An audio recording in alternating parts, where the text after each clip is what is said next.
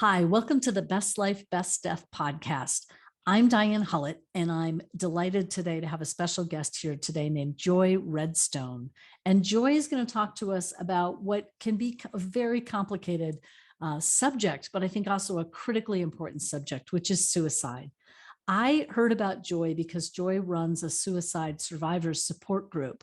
And that really caught my eye because I think there's a lot out there about suicide prevention. And I became really interested in and what happens after. So welcome, Joy. Thank you so much. I'm here because I run the Suicide Survivor Support Group, but that's through my job at Naropa Community Counseling. I've worked as the clinical director there for 6 years. I've done a variety of things over my 27-year career as a social worker, but primarily they have been things that touch on intensity. I've worked in prison mental health, ran a day shelter for many years, and worked a lot with people struggling with addiction. But this personal offering, the Suicide Survivor Support Group, it comes out of an experience 8 years ago of losing my husband to suicide. And observing that it is a very hard thing for people to talk about. So after I healed for a few years, I decided that I wanted to offer a group. The needs for support are really great, and it's often really tricky for friends and family members to support suicide survivors. There are different things about language, and there are emotional experiences that are really different. So that's the reason for the group, and that's the reason I'm here today. Fantastic. I think it's so powerful because I just feel that we're all touched by suicide, whether it's something you read about in the paper or hear about, or a young person or an older person, and you kind of go, huh. So there can be those suicides that are at a distance, and then there can be the ones that are much closer in. And I think they're two different experiences, but both have grief and intensity. I really like that you use that word intensity. Tell us, let's start in with this language piece, because I think that one's really interesting. And you know, the term committed suicide has always felt jarring to me, and yet that is the common phrase. But what can you say about language? That language in this field is not considered wonderful. Committed. It comes out of kind of old laws where suicide was illegal. So the word committed is related to committing a crime. And suicide survivors and people that themselves have struggled with suicidal impulses, they really find that term difficult because it's a personal crisis that is profoundly painful, but it's not that language committed like really brings this sort of antiquated sense of a crime. So the preferred language at this point are things like died by suicide or taking one's life. Those are considered more appropriate.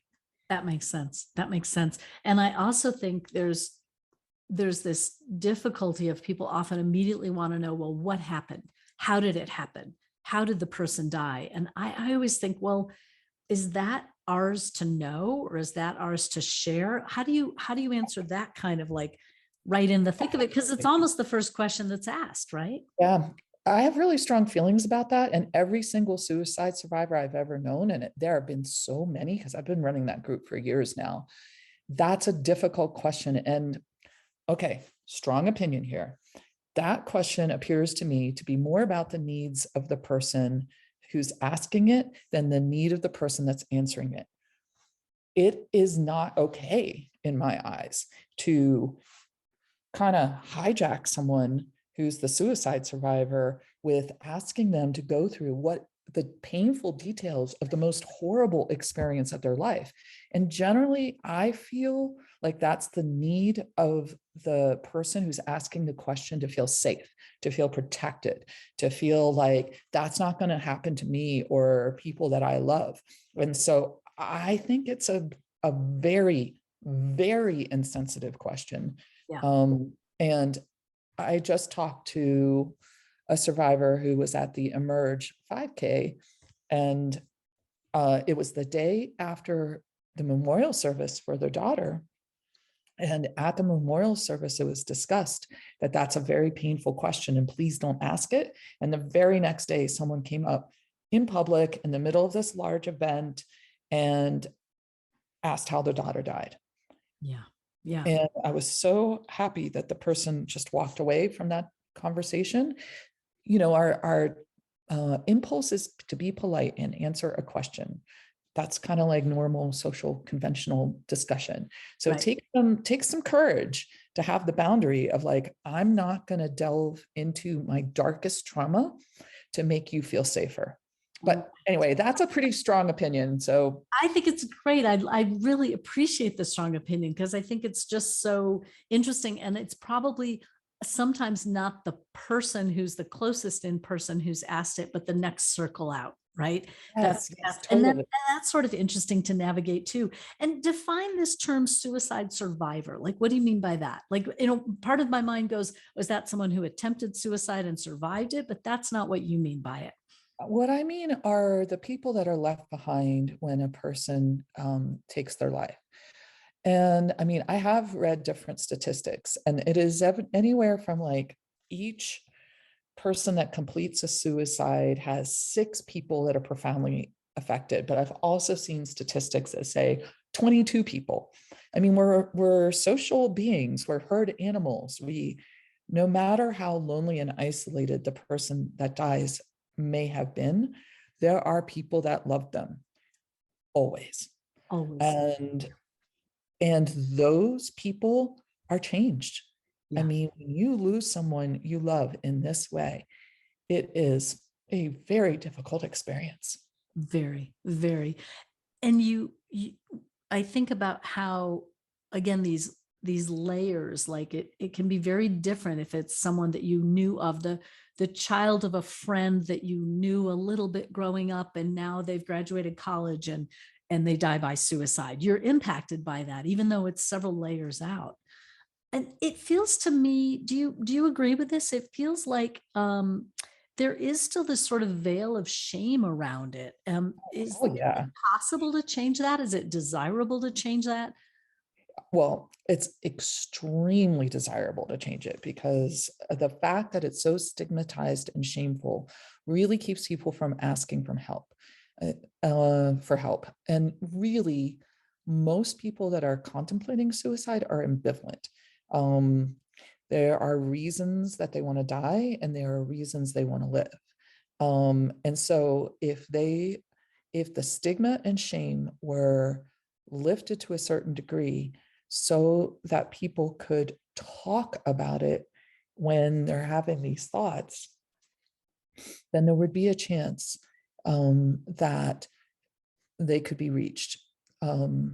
I mean, often when I've done a lot of crisis work, worked in ERs a lot, which is typically people that are suicidal or um, very often when I'm talking to people, I'm just saying, can you just wait till tomorrow or next week to make that decision? I mean, you know, it's a final answer to temporary situations. Right. Things do change no matter how horrible and despairing and alone and awful you feel. It is remarkable how things look different the next morning.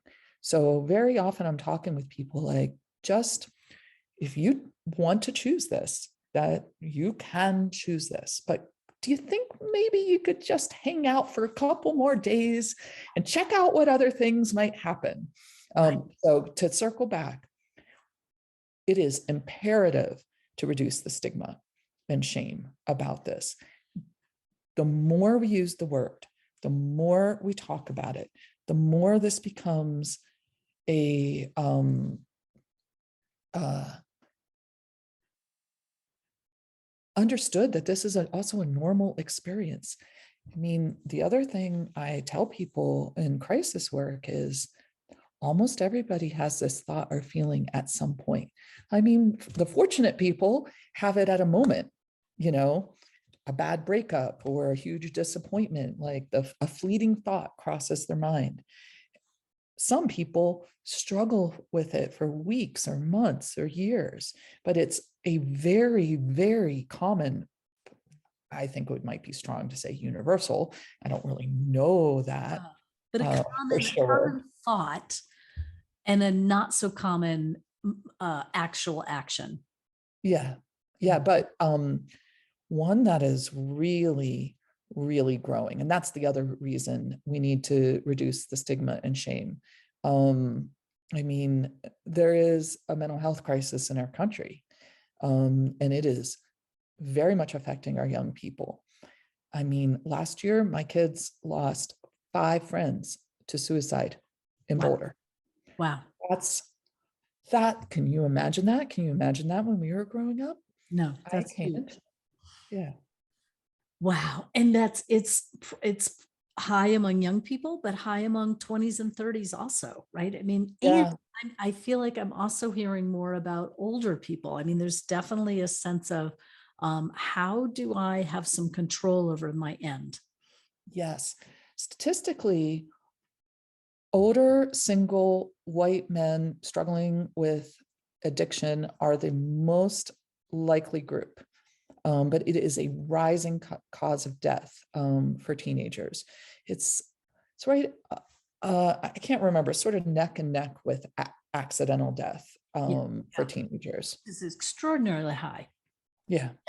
So this sense of kind of pervasive, we don't want to talk about it, it's shameful. How do we begin to change that? Just simply by having conversations, with peers, with teachers. I'm like at a loss of words. What's your sense?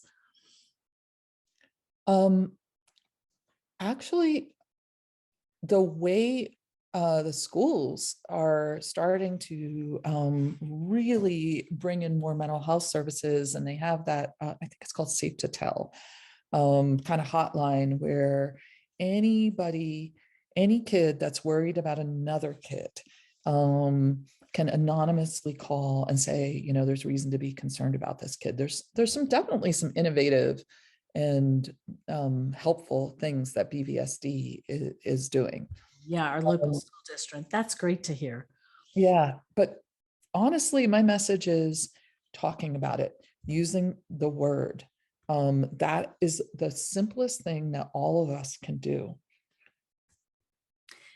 We're talking some then about prevention. Let's jump into this aftermath thing. So a suicide happens in your community, whether it's very close into you or a couple steps removed. What happens in the aftermath for people, for suicide survivors, as you say? Okay. Um, Typically, people are in profound shock. Um, it is in the therapy field, there's what's considered sort of typical bereavement and then complex bereavement, right? And typical bereavement is like, you lose someone in your life who maybe is older, they were sick, you sort of knew that, their time was coming, you had a chance to say goodbye, you know, you talked about the things you loved about them, you expressed your regrets, all that kind of stuff. And, like I'm basically like losing a parent, basically. Like it could be Trauma. a clean, kind of typical, it's coming. It's very difficult, but it's straightforward. Right. And really, you get a chance to have those conversations.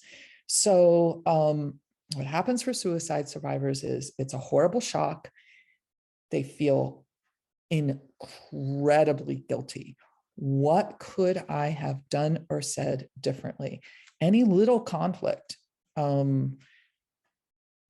looms large. If only I hadn't fought with him about taking out the trash last week. Is it my fault? I Mhm. shouldn't have been snarky about the trash, right? Because the question that is looming is why. And that is the question that tortures people left behind.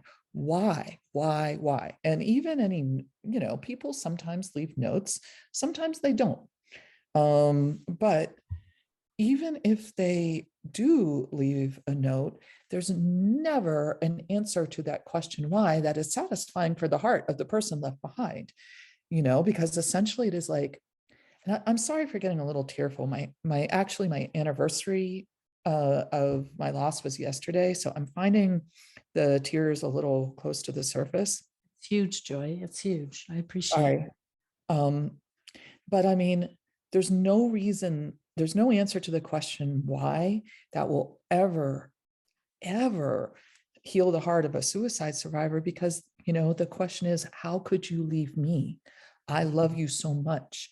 it. Mhm. Like, I mean, and the basic answer is the pain was so intense that even though I love you, mom, dad, sister, brother, friend, boyfriend, girlfriend, cousin, whatever, Acquaintance, yeah.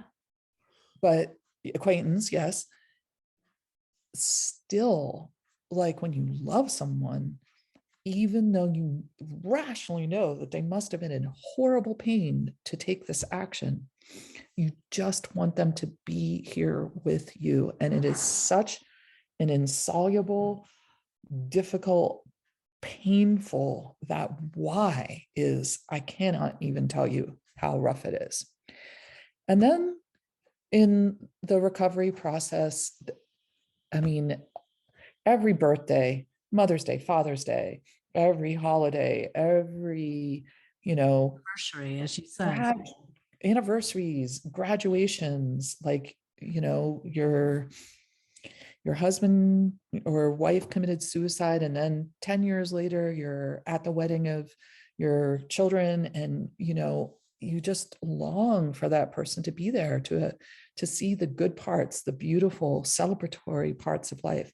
So those things stay painful for a long time. um, the things that people say to suicide survivors are intensely dumb sometimes, Yeah. like, and that keeps the wounds alive, the how did it happen? And it was God's plan. Like, for God's sake, never tell someone who had a suicide loss that it was God's plan. I mean, they may be polite to you, Yeah. but inwardly they're seething if you say that, because that is still on your part trying to make sense of it, to make sense for something that is beyond making sense. And it's sort of, but it's not, it lands really poorly for the person that has the loss, because, like, well, how could God want me to lose this person that was so special to me? Like, so yeah, Right. please know God's plan. Right, right. And I think there's this whole category of kind of insensitive things that are more about the person asking the question.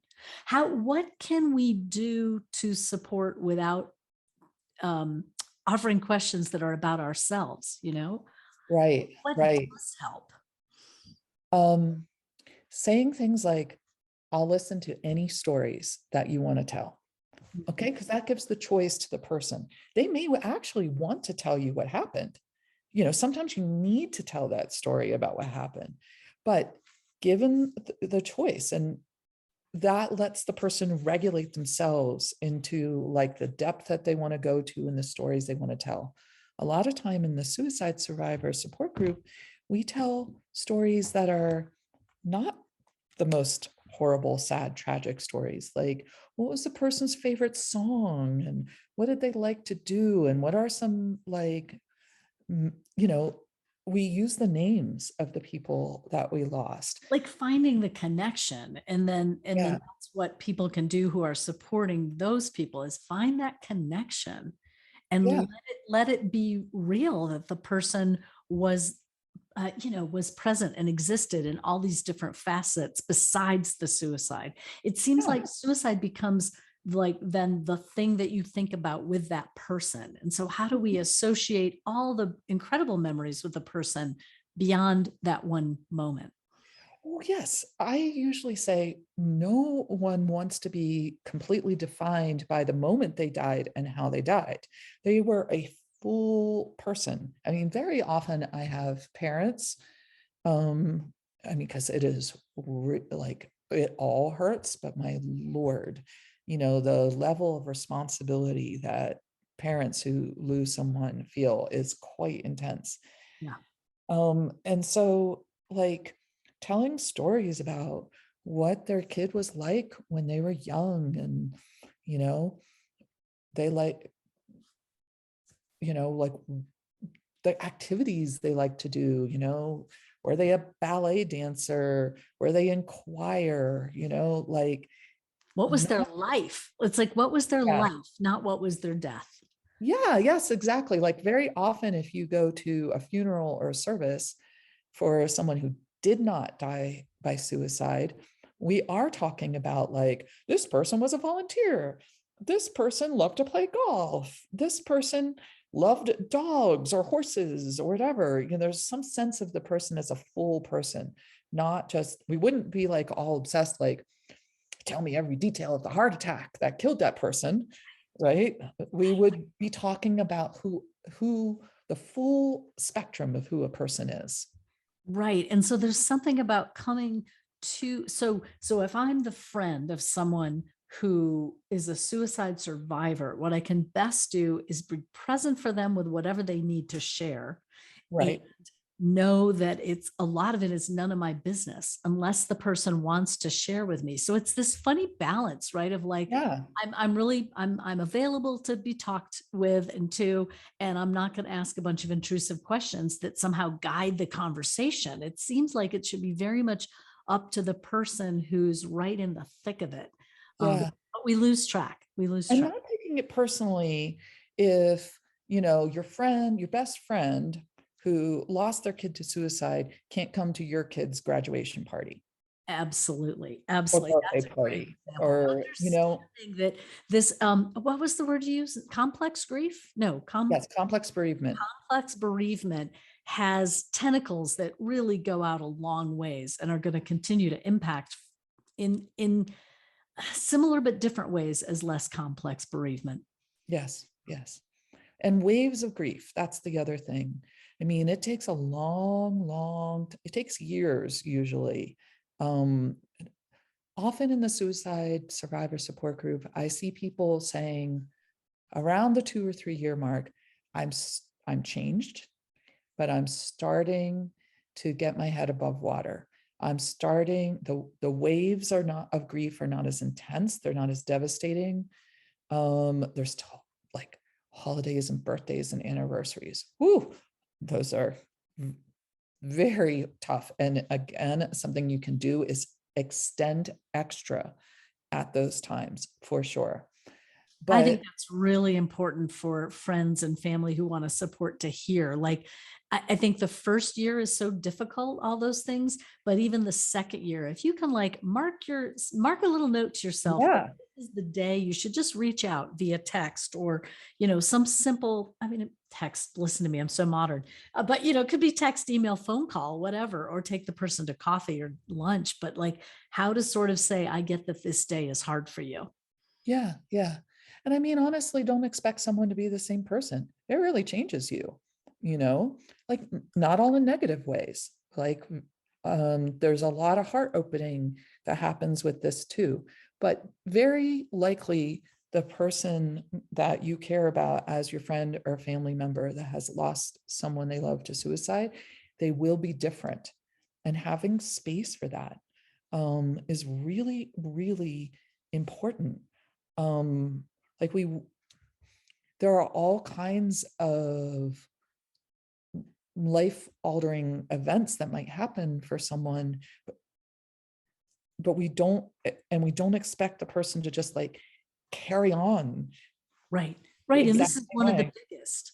This, I think, sudden death from any kind of accident and suicide is one of the biggest. And I think that's really powerful that you're underscoring that. Just the person has changed, or if it happens to you, you have changed, and you do not have to go back to some previous thing. It's like, to make a big metaphor, it's like the pandemic has changed everyone, and we're Yeah. simply not going back to the normal that was. And so take that on a very much smaller scale, an individual scale. It's a sea change. It's just absolutely dramatic.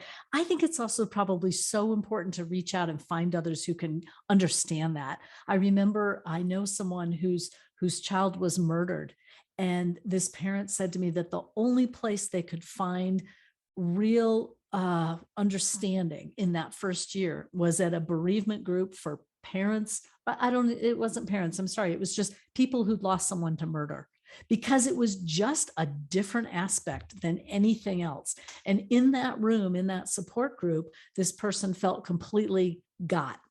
So I Yeah. think about that. I think about your suicide survivor support group, wherever you live. I think these are easy to find, hopefully easy to find, or I'm sure there are groups online as well, but finding people who can absolutely get it. They get the language, they get the emotion, and you don't have to explain yourself. Even Right. sometimes a best friend cannot understand it in the way a new acquaintance who's had the same experience can. Yeah, it's very isolating because of the stigma and shame. It is so incredibly isolating. And just even sweet, kind friends and neighbors, they don't know what to say. So, unfortunately, often when people don't know what to say, they avoid you. Yes, So, yes, that's so very well put. often, uh, a lot of people fall away. I was sort of astounded. I lost a significant amount of friendships, and I gained a significant amount of friendships. It was talk about that sea change, right? Like that was, I was a little stunned sometimes, like people that I was very close to who they just could not find the words, and they really did avoid. Um, so groups like this, they literally just help you feel less alone. That is one of the biggest things, is to not feel alone. Yeah, big takeaway. So finding people who you can connect with, having boundaries when people ask questions you don't want to answer, knowing that this goes on, that you've Yeah. completely changed and that this will go on for some time, and finding support in the grief, because I think this is it's both common and singular. Like, I think a lot of people have been touched by suicide, and when it happens in your life in some direct way, it's a singular experience. Yeah. One of the things that I think is really important is the emotions that happen with this are very powerful. I know in your work, about grief.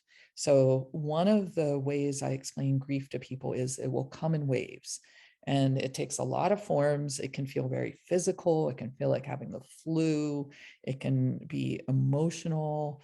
It can be days or weeks of crying. It it can be being angry, but that one of the ways grief is different than depression is very, it might slowly increase or decrease over time, but you're generally, when you're depressed, you're kind of like In depressed. like kind of flat and in it. Yeah. Yeah, but grief, you can have a normal day or a normal week or a normal month or a normal year, and you can feel like pretty okay. And then a wave of grief can be triggered, and you feel like you're right back at the beginning, but the waves pass. Like if you look at them like waves and understand that it's not this ongoing experience like depression, and you don't need to panic if you're having a wave of grief. Like you have a lot of evidence, generally, when you've had a number of waves of grief, like this is temporary. I'm not going to be stuck. Right. But Let's trusting it, like land. trusting it and going with it, and trusting you won't drown in that. Yes. It is a Kind wave of, that's knocked you to your knees for the moment. in Europa, I've learned a lot of things. And one of the things they say is what you resist persists. So, sorry, sometimes if you let the grief wave sort of happen and pass through, and you don't spend all this energy pushing it away, denying it, Like it can pass through without as much damage, and it can move a little bit more quickly if you don't resist it so deeply. But it's very averaged, it's very tempting to resist it, maybe is the best way to put it, because it feels terrible. And who wants to be stuck in this profound trough of grief, you know? So people are like, stiff upper lip, I'm just going to carry on. I'm just going to go to work today, even though I was up with nightmares all last night and I've been crying for 3 hours, but by God, I'm just going to like soldier on, dudes. And like, it's better to kind of surrender to the power of the grief, be with that experience to the extent that you can, let it pass through. Um, Easier said than done. Okay. I'm giving you like the ideal here, but Yeah. these are hard things to do. These are hard things to do. Well, thank you so much, Joy. I just feel like there's so much in this in terms of everything from the language we can use to how we can be with this when it impacts our own life and how we can be with others. I just appreciate your wisdom, and this idea that what you resist persists, I think is a good kind of a tagline. So thank you so much for your time. You're very welcome. You've been listening to the Best Life, Best Death podcast. You can find out more about the work I do at bestlifebestdeath.com, and you can sign up there for my free monthly newsletter. I've been speaking today with Joy Redstone, who's on the faculty of Naropa University. You can find out more about her at Naropa, Naropa.edu. Thanks so much for joining me.